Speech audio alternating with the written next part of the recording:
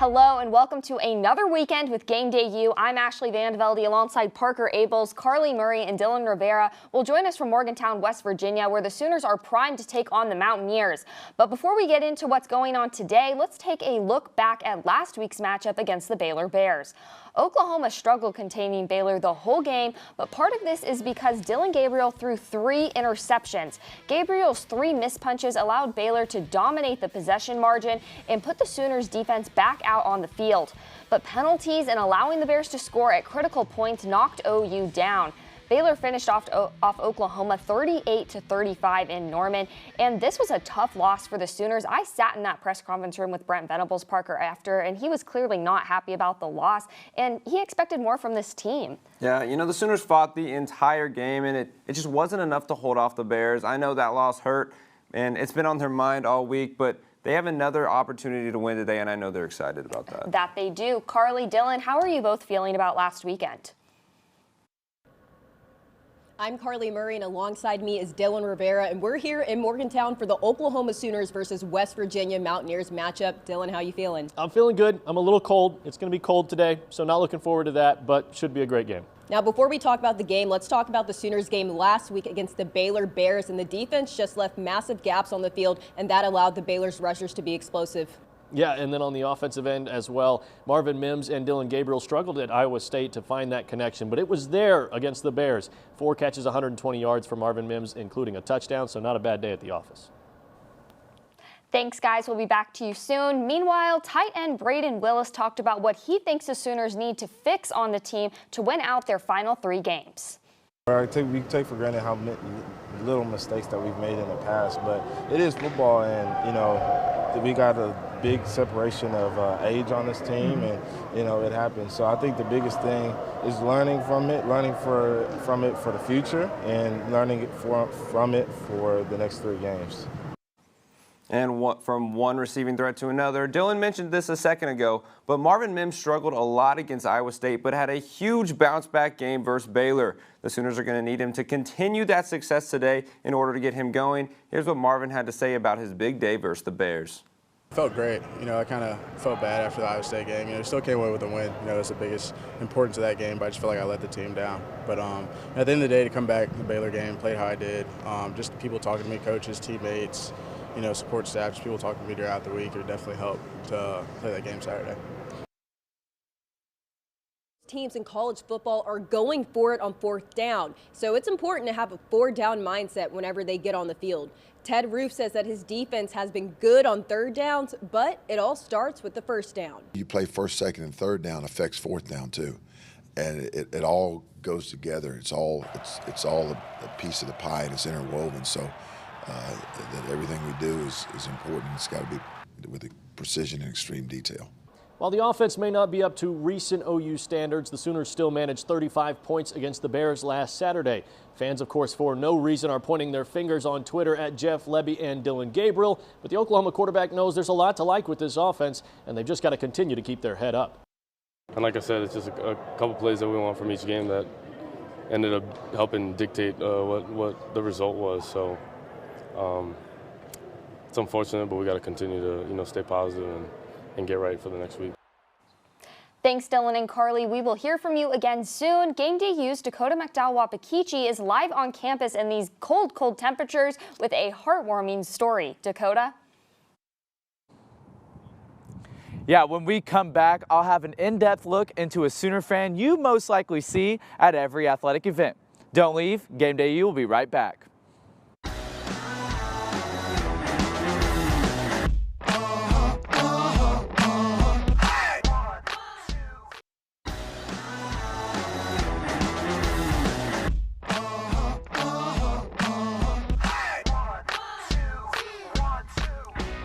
Welcome back to Game Day U. Our very own Dakota McDowell-Wapakichi has more on a longtime OU superfan you probably recognize. Dakota?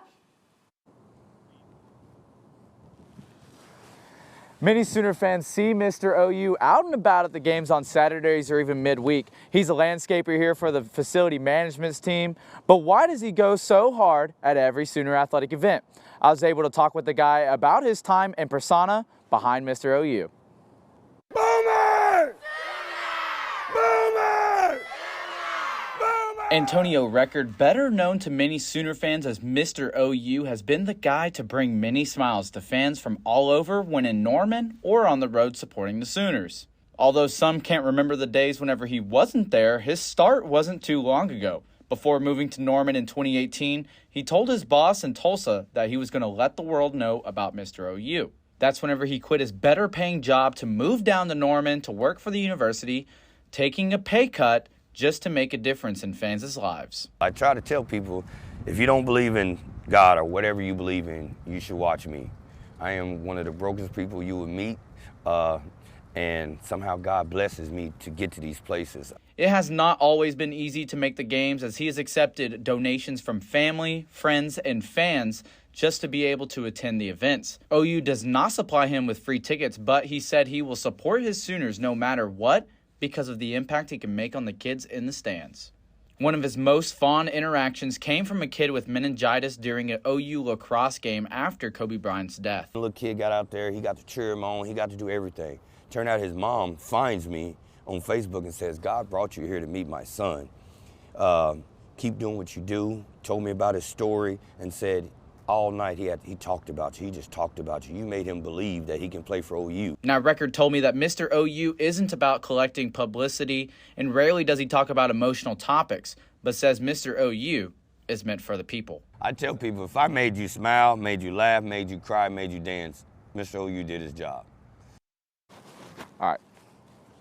When Mr. OU and I talked this week, talked about how the many kids have impacted his life, including the Sooner fans. Reporting from this braked up pile of leaves, Dakota McDowell-Wapakichi, Game Day U. Now, Game Day U's Jimmy Wicks has a special look at an athlete right in the Sooners' backyard who is headed to Norman. For the first year of the Brent Venables era, it has been up and down on the field, but this recruiting class is nothing short of stellar. Oklahoma is currently ranked 7th in the country via 24/7 Sports, which is one of the highest in recent memory. But for one, coming to OU means just a bit more. Jacoby Johnson grew up in the shadow of Gaylord Memorial Stadium playing his high school ball at Mustang, Oklahoma. But the process of coming to OU is more than just on the field. Just talking about just life in general, not so much football. And then that's how it's been, I'd say, as far as the recruiting process. The question for younger players is typically when they will play, but for Johnson, it's where. For Mustang, Johnson plays both sides of the ball, and that may not change at OU. I want to try to do a little bit of both. Maybe if I pick I'll have to pick a dominant position, but maybe get a little bit of the other one. Like, for example, if I pick to play cornerback, maybe go in, run a few plays on offense in the game or something like that. And for the hometown product, he knows the challenges of playing in front of a sold-out crowd in Norman. Oh, it's going to be different for sure. That's going to be the main thing for me is getting used to that college atmosphere. I think because right now I'm learning they're trying to show me the stuff, like the coverages and like offensive plays, all this different stuff. So when I get there, it'll be so much as just working hard and doing all this other stuff. So. And whether it's offense or defense, you can catch Jacoby Johnson at the Palace on the Prairie on Saturdays next season. Now, whether it be offense or defense, we will just have to wait and see. From outside Gaylord Memorial Stadium, Jimmy Wicks, OU Nightly. Well, it's definitely going to be thrilling, Parker, once Jacoby is in Norman and to see how he balances everything. We'll have more to come on the Sooners matchup today in West Virginia, though. Yeah, he looks like he's going to be good. Unfortunately for him, he only has one high school game left because he's going to lose to my Jinx Trojans next Friday, who also beat the Bixby Spartans. Shout out to them last week. But I am excited to see him in Norman next year. Parker knows his Oklahoma high school football, but Carly and Dylan, what are your thoughts on Jacoby Johnson? Well, I'm sure the Oklahoma staff is really looking forward to having Jacoby Johnson on their squad. Yeah, I had a chance to call him playing a game against Southmore this year, and he was able to put up 4 touchdowns on the day. Actually had 5, but 1 was called back, all of them from a different aspect of the game, whether it was a kick return, a pick and taking it to the house, or an offensive touchdown. He was an incredible player. Well, I'm really hoping that he can do that in the Crimson and Cream. Coming up, we'll have more on the Big 12 standings and a closer look at West Virginia.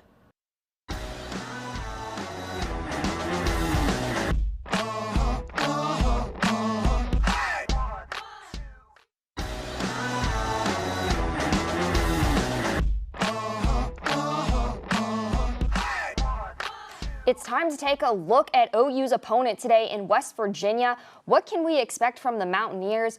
Now, the Sooners haven't set foot in West Virginia territory since 2018. So I'm curious, with the off and on year OU is having in the unfamiliar territory, how this will affect the team. Yeah, West Virginia is a very hostile environment, and they've been very good at home this far. They beat Baylor on their home turf, which was a signature win for them. They also have former five-star JT Daniels at the helm. With him and Bryce Ford Wheaton, you never know what to expect from them. It will bear well for the Sooners. This game isn't at night, too. But Dylan, Carly, what are you guys expecting from OU's opponent? The Mountaineers are on a 3-game losing streak. They lost to Texas Tech, TCU, then Iowa State. But don't knock them. They average 32 points per game. But JT Daniels has thrown 8 interceptions this season. Well, to that end about losing, this is the first time that Oklahoma will play a West Virginia team that has a losing record. Never in their history have they played a losing West Virginia team. They played 13 times. Oklahoma has won 11 of those games. Also, we touched on it again for OU Nightly. This is the first time that Oklahoma has been here since 2018, so it's been a few years since they've been up here in the hills. Ashley? Now we are going to toss it to Stone Weber and Hallie Moss about a special connection between two West Virginia players. Family ties are far and wide for West Virginia, and for wide receiver Bryce Ford Wheaton, that is no exception. The junior standout is a third-generation Mountaineer, and now it's his turn to make his family proud. It's been like a cool experience, honestly, because, you know, I've been coming to games since I was a little kid. So to finally, you know, be able to put on the jersey, run out the tunnel, play for my dream school, has been something that's like, you know, a dream.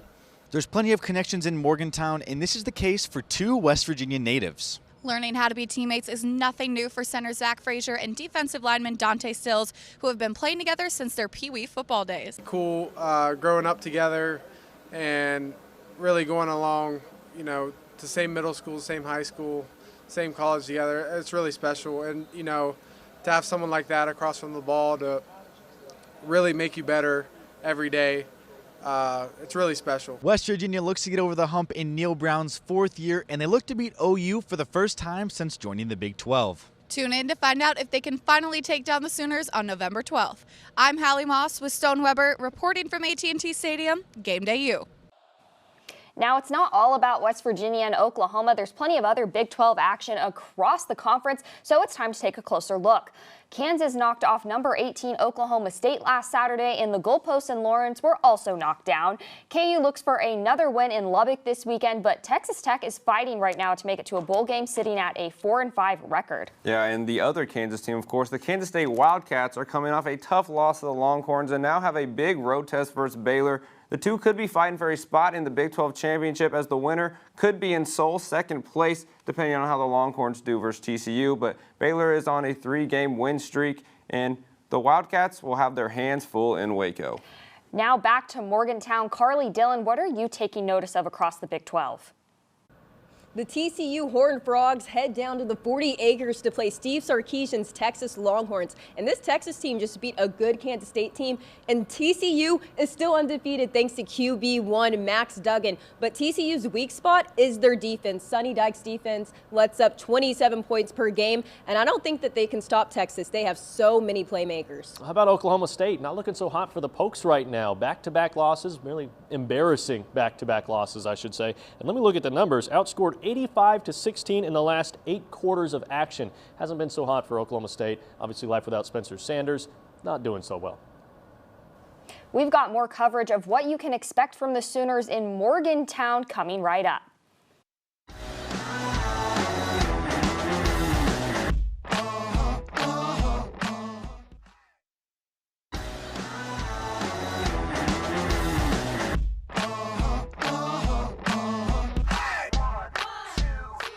Welcome back to Game Day U. I'm Ashley Vandevelde, joined here with Parker Abels and Carly Murray and Dylan Rivera in Morgantown, West Virginia. But it's time to talk what we're looking for out of this OU team today in Morgantown. And I'm going to be frank, Dylan Gabriel just can't throw 3 interceptions like he did against Baylor last weekend. I know he's aware of that, but this could have saved the Sooners against Baylor. I don't think it would have with the way the OU defense was looking, but there's a shot with this West Virginia team to come out with a Sooner win if the offense isn't messy on turnovers. Yeah, DG does need to bounce back today, and I think he will, though, especially with the help of the O-line. Now, when watching these clips, don't look at the ball, look at the O-line. They have been great both in the running and passing game this year. They have created huge holes for Eric Gray and company and given DG enough time to get the ball out. They need to hit the Mountaineers in the mouth early and get that going. And you've heard our thoughts. Now let's toss it over to the West Virginia crew one last time, guys.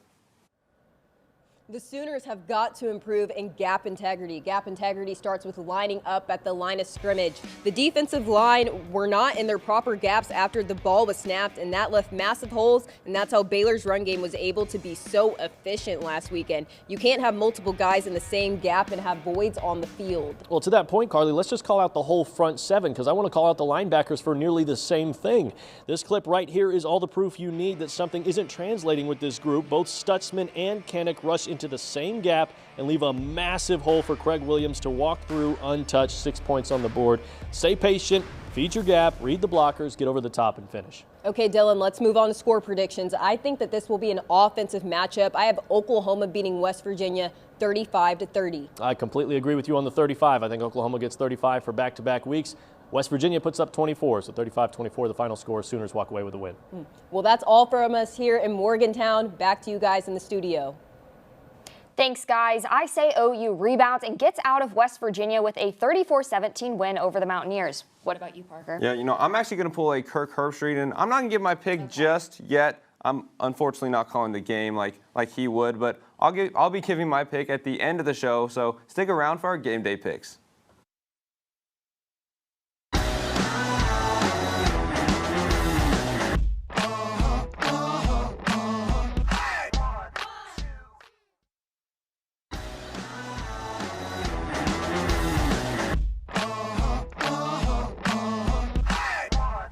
I'm Ashley Vandevelde, and we're back here on Game Day U, joined still by Parker Abels and some new faces in Zoe Watson and Hallie Moss. And it's time to cover the whole college football landscape in today's top matchups. First off, a big one in college football and in Big 12 play as TCU faces their toughest road game yet in Austin against number 18 Texas. Will the Horned Frogs make it 10-0? Yes, they will. Texas is not back.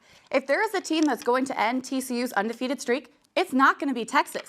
They beat K-State, but I do not have enough confidence in Quinn Ewers and this Texas team to say they're going to stop Max Duggan and the Horned Frogs. Still, it's going to be a close game, a great game to watch this weekend, the game to watch this weekend. TCU has no margin for error. If they want to stay in the running for the playoffs, they have to win. And remember, TCU is ranked 4th in the AP poll. Max Duggan has 161 completed passes for the season, and TCU averages 43 points per game. The only thing going for Texas is that it's a home game.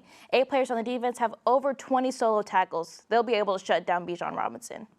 You said the Horns are at home, and they have like the entire class of 2023 visiting, and they're going to play their butts off. My only concern is their second half woes, but as long as they keep Bijan going, best running back in college football right there, they're going to be able to hold off TCU long enough in the second half to get the win. Horns get it. Big recruiting weekend for Texas for sure. Now, number 15, North Carolina has a test at Wake Forest. Will the Tar Heels pick up their second loss of the season today? Now, I don't know if these two words exactly go together, but I'm having some faith in the Demon Deacons. They're coming off of 2 losses, but let's not forget Wake Forest entered this season in the top 25 and got as high as number 10 in the AP poll just 2 weeks ago. Also have some faith in Sam Hartman. He's one of the ACC's best quarterbacks, averaging 302 passing yards. Yes, Hallie. And even Sam Hartman's completion rate is 61%. That's pretty good. And Christian Turner has 6 touchdowns. Defensive side, Isaiah Wingfield has 5 interceptions. It's going to be a tough game for the Demon Deacons, but I think with a strong defense, they'll come out on top. And UCF only has 5 one-possession games, and they've won all of them. And I don't think the luck will be on their side today. All right, I love Sam Hartman as much as the next guy. I even watched him on QB1 when I was in high school. Man, I loved him, but I got to go with my fighting Mac Browns. Drake May is just too good. Wake has been struggling, and that black and gold just isn't going to be able to handle that high-powered UNC offense. UNC's winning today. Rolling with the Tide, Alabama heads west again this week, looking to avenge a loss at LSU last weekend. Will Ole Miss rebel and beat the Crimson Tide? Roll Tide, baby. This is not the beginning of the end of the Nick Saban dynasty. Every great team faces bumps in the road, and they're going to lose sometimes, but I can tell you one thing, it will not be to Ole Miss. Ole Miss does not have enough legitimate talent on either side of the ball to take down Bama, even the beatable Bama that we've seen at times this season. I think every team Ole Miss has faced this season is pretty mediocre except for LSU, and they lost to them in far worse fashion than Alabama did. I will say I have been loving Lane Kiffin in the media recently, though. Zero chill. Yeah, Hallie, he's even referencing Taylor Swift's album in his recent interviews. But I think Alabama will come out guns blazing for this game, losing 1 and now 2 games. That's not how Alabama rolls. And the composure of Bryce Young with 2,234 passing yards, it's going to be a good game for them, hopefully. And then the defense, Kool-Aid McKinstry, he's amazing. 22 tackles and 12 pass deflections. He's got this game going. Yeah, I can't remember the last time Nick Saban lost back-to-back games. I'm a big Ole Miss guy, but Saban's going to be mad, and he's going to get the win today. And now it is time to pick the hometown team. Are the Sooners bringing the win back to Norman and keeping the undefeated streak over the Mountaineers going? Boomer Sooner, please don't let me down. Oklahoma hasn't been the best in the Big 12, but West Virginia has been worse. OU's bouncing back after the losses that they've had, and I think they're going to bring the win back from Morgantown. And I think OU will be going into this game with a chip on their shoulder. They don't like to lose. But I think I have to say West Virginia is going to come out to pull all the stops. Even tight end C.J. Donaldson averages 6 yards per carry, and Dylan Gamer with no interceptions. West Virginia wins the game. Come on, Zoe. No, OU's going to win. West Virginia's the worst team in the country, or the worst team in the Big 12. OU's going to win. Thank you so much for tuning in to Game Day U. I'm Ashley Vandevelde. For Parker Abel, Zoe Watson, Hallie Moss, and our crew in West Virginia, have a fun game day because they're almost coming to an end.